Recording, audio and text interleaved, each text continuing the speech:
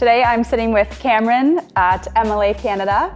I'm Monica from REW, and we will be answering some pretty tough questions around home buying, that whole purchase journey, and home seeker questions that are maybe a little bit outside the box. All right, the famous question, why are houses so darn expensive? We're living in Greater Metro Vancouver, and the most sought after locations are always the most expensive. When everybody wants the same thing, that's when prices go up.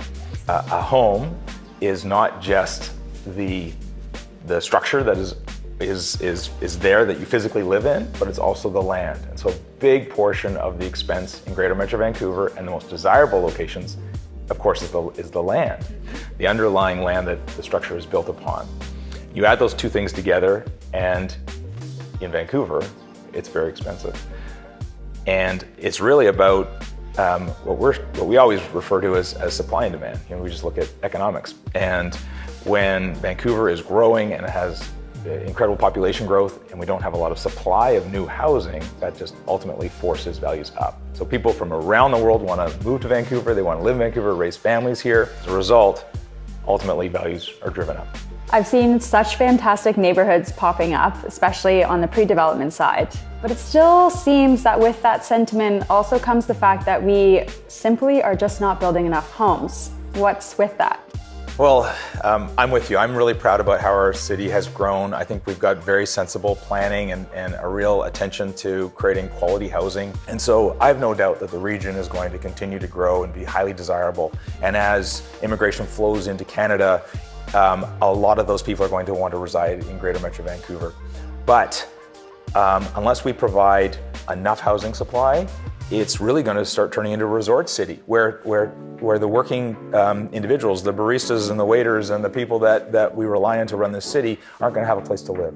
And so we really need to be thinking about providing a deep level of housing supply, a diversity of housing supply, and the answer isn't one type. It can't be all subsidized housing. It can't be all small homes. It has to be market rental. It has to be diversity, and the free market will determine where that supply ebbs and flows.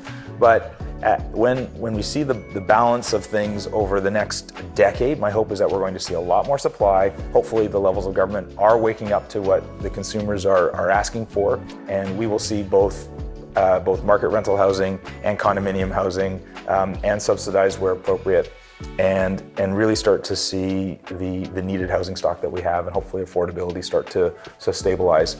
I'd love to get your thoughts on one of the biggest questions I hear on a consistent basis, and that is, do I buy pre-sale or do I buy resale? Well, we hear that question a lot as well. Of course, we specialize in working in the pre-sale environment. By pre-sale, we mean we sell the home to the customer way before it's completed construction, typically. So frankly, there's pros and cons to both. In resale, of course, you can actually walk through your home, your physical home. Typically, you can take possession of your home in a much shorter timeline. That could be 2 months, 3 months, something like that.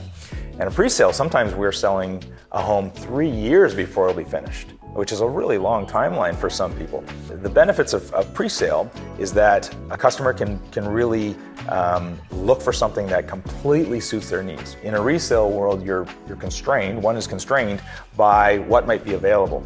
And ultimately they would, hypothetically, someone would hope that they were just 3 floors higher to just get a little bit better view, but they have to settle for the 3rd floor instead of the 6th floor. So rarely does somebody get the precise home they're looking for. In pre-sale, the options for someone to really pick the one that absolutely suits their needs or suits their priorities is much more readily available to somebody. Now, one of the other real great benefits of pre-sale is, as we know, housing is so expensive these days, and deposit, somebody might not just have, all that deposit money already saved up. So it is an option for someone to be able to save their deposit over 2 or 3 years as they're getting ready to move in. And the nice thing about pre-sale is the homes are intended to be perfectly done, deficiency-free. There's no need to paint or get something repaired or fixed, and they all come with warranties as well. So the full warranty. The full warranty. So sometimes that's really important to people, and to have a home that you know is going to be deficiency free and backed by a warranty, and that is also great for peace of mind as well.